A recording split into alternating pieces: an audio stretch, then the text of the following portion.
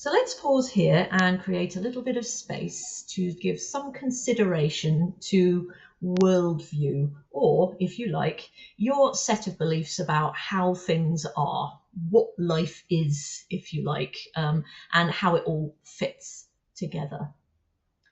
Now, from my point of view, I think this is one of the trickier spaces to explore. So if you're thinking, oh my goodness, I wouldn't even know where to start, and actually I'm not that interested, don't worry, just skip to one of the other videos that's exploring slightly more tangible things that will be easier to work with. But if you do fancy having a little look around here, here are some thoughts and ideas about how you might want to start.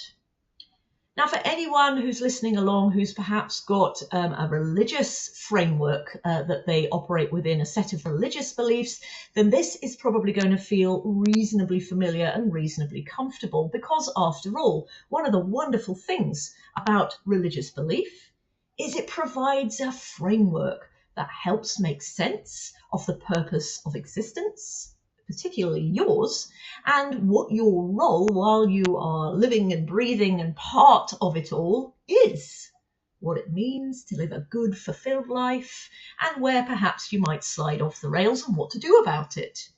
So if that's you, you are already going to have a nice rich base on which to start. Likewise, if you've got any particularly strong affiliations to particular groups or perhaps a particular political or societal view, then it's very likely that it's going to be throwing up lots of guidance as to what it's all about and how you fit into all of that. Of course, you may not have either of those. You may already have a very strong viewpoint yourself about what life means to you, what being here on this planet right here, right now is all about from your point of view and what you want to try and do with the time that you have. For many others, they'll never have even considered thinking about that, and so the whole thing can feel a little bit daunting. Here's, I think, where Steve Peters' concept of the Stone of Destiny, which I think I mentioned in one of the other video clips, can be so incredibly helpful. Because what it asks us to do is define what would we like our lives to be about, so that we, if you like, are masters of our own destiny. We begin to create that framework, that vision of what we'd like to try and achieve, because with it will come meaning.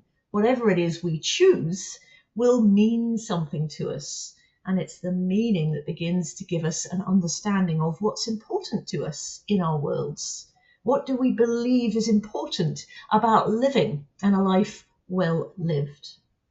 What do we believe to be true about giving back into the world around us, and perhaps what we might expect from the world to us? Having an understanding of all of this is just useful because it provides the context within which we enter every day. We will have certain beliefs around what we're here for, what we're trying to achieve. The more tangible we can make them, the easier it will be to understand when perhaps occasionally what's happening isn't quite what we expected. And here I'd like to use the example of what seems to be almost universal for humans, although no one really quite knows how it got there. And that is the human belief that somehow life should be fair. Life should be fair. Good things should happen to good people who do good things, and the less good stuff should be reserved for those who deserve it, right? And yet, how often, on a daily basis, is that proven to be not the case? Life doesn't appear to think it should be fair. Nature, most assuredly, isn't fair. And what this presents each and every one of us with is a slight dilemma. We, deep down in our core, are expecting things to be fair. We're going to find it very, very hard to cope when they're not, or especially when those unfair things are happening to us. It's likely to elevate the viewpoint of the unfairness, taking it from mildly irritatingly unfair to an outrage, especially if our expectation deep down in our core is that it shouldn't be happening at all. So here is why having an awareness of what we might believe to be true about life in the round can be extremely useful to us, and some thoughts about how to get started.